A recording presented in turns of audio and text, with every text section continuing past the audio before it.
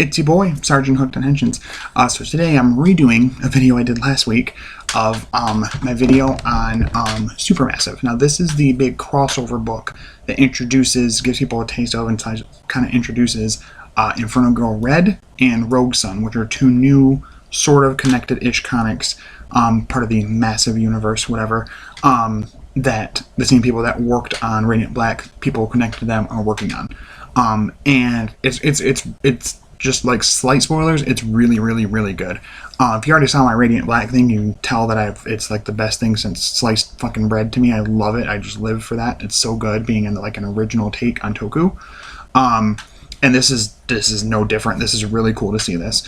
So they did this in a really good way. The way they set this up is we're seeing the past of Rogue Sun, meaning the character that's in the Rogue Sun comic. You're going to get the teenage son. You're seeing his dad, who had the mantle first. So we're seeing the past of Rogue Sun, the current of Radiant Black, and the future of Inferno Girl Red. So that once we get Inferno Girl Red, we can see her origin story, and this won't spoil it.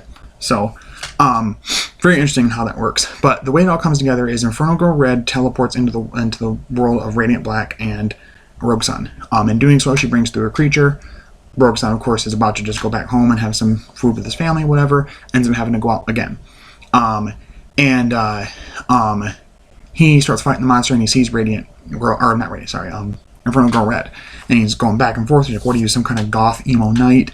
Like, totally making quips and stuff. It's very good. The dialogue back and forth is great, especially him being older, probably like 30s or 40s, and her being in her like teens, like 15, 16, something like that. Is really cool to see. They have a back and forth. They fight kind of, really, not a ton, but the monster gets away, and they eventually destroy it, I think. But they find another thing once Radiant Black comes into it, who as soon as he sees Rogue Sun goes, oh my god, I totally know you. And he's like, really? He's like, yeah, I was in Mardi Gras. I totally saw you, high up in the sky. Of course, I was also high in the sky. So I love Marshall so much. Anyway, so we go on with the story here, and a villain from Radiant Black's, Rogue's gallery kind of, sort of, comes through with, like, tech and stuff. It's this creature that's got these, like, tanks on its back, and it ends up hitting all three of them and sapping away their powers. And it's really cool because it was a nice, like, plot dynamic to take their powers away, forcing them to have to talk to each other and see what they look like and all of that. And what's cool is when it happened, they each got visions, sort of. So, unfortunately, Marcus saw the vision of his gravestone. Inferno Girl Red saw other Inferno color characters, and I think Radiant Black saw some too. I think there was possibly a green or something. We're not 100% sure, but he saw some stuff too. So the monster takes their powers and runs off because it's trying to find more energy. It's like an energy vampire, basically. And so it goes. And basically, most of the book is them on like a road trip together, like broing out and like learning about each other and everything. And it's cool because the dynamic kind of goes like this. You have Rogue Sun, who's like, oh, I gotta go with these young kids. He's right with the teenager, and kind of with the 20-something-year-old with Marshall. So you have him kind of like teaching and guiding them, but then they're also kind of giving him a different perspective on things too. And they're able to like learn a lot from him. So I really like that. They have some really good back and forth little quips between each other, how their powers work, where they come from. Inferno Girl Red can be completely fine with hopping dimensions and stuff like that. Radiant Black talking about how his power started and the giant mech and all that kind of stuff. And Rogue Sun describing his, and just how unbelievable each of these are, but that they kind of come together and have like a commonplace in the fact that they all have experienced some crazy shit. So it's like nice to finally meet somebody that's experienced what they've experienced, I guess you could say. So I thought that was kind of cool. But they go on their way, and they're seeing these news reports of the monsters. So they're trying to track it, and they eventually find it. And they basically, it's kind of assumed that even though they don't have their powers, they still like, they're not powered, but they're like able to like take a few more hits than the normal person would.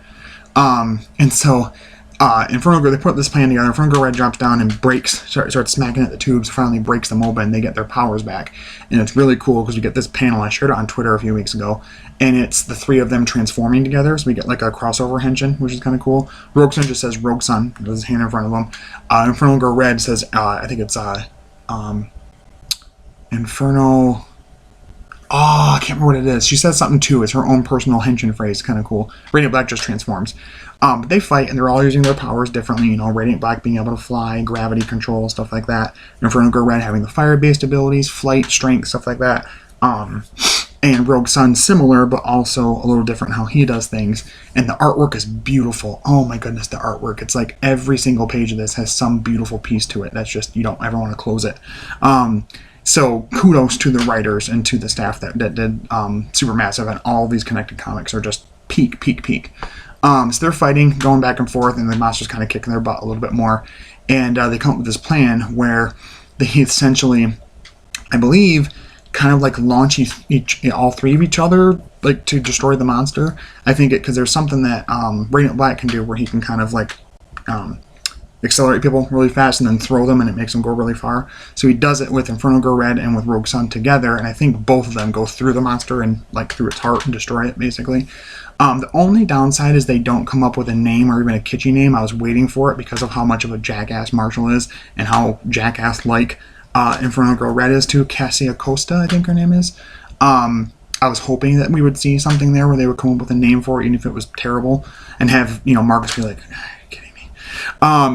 But yeah, so it was cool seeing them fight together. They transform together, which is really cool, and lots of really nice colors and panels with that. The nice reds and purples with Inferno Girl Red, the orange and black, almost like Ghost Rider type-esque nature that you get from Rogue Sun. He deals with more supernatural threats as far as I know. I've read Rogue Sun #1 already, and it's really good. And Radiant Black, of course, as we know, using his powers, you know, being able to control gravity and flight projection, stuff like that. So they work together really well. They end up defeating the monster. And she says, well, you know, I've taken care of that threat. I need to get back to my world, but, you know, it's easy to hop dimensions. I'll see you at some point. And he's like, oh, I was hoping to team up more. And she goes, yeah, I know, but, you know, we'll keep in touch. We'll hang out. Which I thought was kind of cool. So she goes away, and he has a nice one-on-one with Marcus, and he kind of tells him, he's like, well, how do you do this? What do you mean? He's like, being a hero. He's like, I don't really know what I'm doing. And that's kind of right. Marshall's been kind of stumbling through this hero thing. Everything, ever since he took the Radiant after Nathan got taken out, after Nathan went unconscious, he's kind of just been stumbling through the whole process and being lucky so far, but not really knowing what he's doing or his place or how to be a hero. Especially with Radiant Black, like I talked about, the scene with Nathan where they keep questioning him of why when he's in existence, why he's coming there to save Nathan. Oh, I'm saving my friend, saving my friend, and finally breaks down and is like, I hate him. I don't really hate him, but I hate that when I look at him, I see all the potential of what I could be, that I don't know what I want to be, but that he does. And that bothers me. And I like that. I like that dynamic. And I hope that him and Nathan get to talk about that, and that starts to kind of further a little bit and develop and simmer. But a little bit of that is discussed here. Marcus is basically like, yeah, you know what? You just kind of throw yourself in head first. The right thing will come, you know, right thing to do will come eventually. And you just got to try your hardest and try to do the right thing. As long as you're trying to do the right thing and you're trying to save people, who cares if you even if you die? At least you went out, you know, as a hero. And so, as he's saying this, Marshall falls asleep because he's really tired out after using his power so much and doing the whole like toss thing that he did and everything. Yeah, so Marcus leaves. And yeah, that ends the crossover. And it's really good. It's really fun. I've been reading it through the Kindle app on my phone. So that's the way I've been doing it. And it displays great there. I'm sure it would display on a tablet even better or on a computer screen. Clearly, if you can get it physically, more power to you. Harder to do with some of these more independent comics, but I know some shops are really trying to work on it. Getting the copies of them in and everything. But definitely check it out if you have not yet. If you're into anything that this channel is about, anything Tokusatsu, anything Sentai, Rider, Power Rangers, Ultraman, Digimon, anything like that, definitely right up your alley. It has elements of all those. The people that worked on this worked on the Boom Studios Power Ranger comics, so they come from pedigree of knowing what to do with the genre. But yeah, it's really, really good. I have to say, Supermassive, I'd probably give somewhere around a 9.5 out of 10, only because there was little tiny things. I just wish there was a bit more time with their powers back working together, and if they would have just done something with some little quip or scene where they come up with a name for the monster they're coming after, just because it was just waiting for it to happen. It was ripe and they never did. But besides that, a fantastic crossover. As far as I don't know if these are going to keep happening. These are meant to kind of be like fun, different stories that you don't have to have read the other stories to understand, which makes sense because Rogue Sun and Inferno Go Red haven't come out yet. But yeah, so pretty soon will be issue 13 of Radiant Black, setting up the next part of the story, you know, now that Nathan's back and everything. Radiant Red is supposed to have her own little miniseries too. I don't know if I'll pick that up exactly. But definitely Rogue Sun I've read, #1. Really good stuff. Going to review that. And definitely Inferno Go Red once that comes out as well and is up for pre-order. I'll read that as well. But yeah, anywhere you guys can get it. So Kindle, through the Kindle app with comics there. Physically in your comic stores, definitely look that kind of stuff up. Anywhere you can find it, please pay these people your hard-earned money for their hard work. They are awesome, awesome, awesome. They did an amazing job. Amazing job. Ryan Perro, Matt Higgins, the whole team has been doing some great stuff, and I'm really proud of them. So definitely check it out for sure if you're a fan of these costumed heroes kicking ass. But anyway, I probably give it, like I said, 8.5 out of 10. Or 9.5, I'm sorry, out of 10. I think that's what I give my score. Until next time, stay up to intentions. I'll talk to you later. Bye-bye.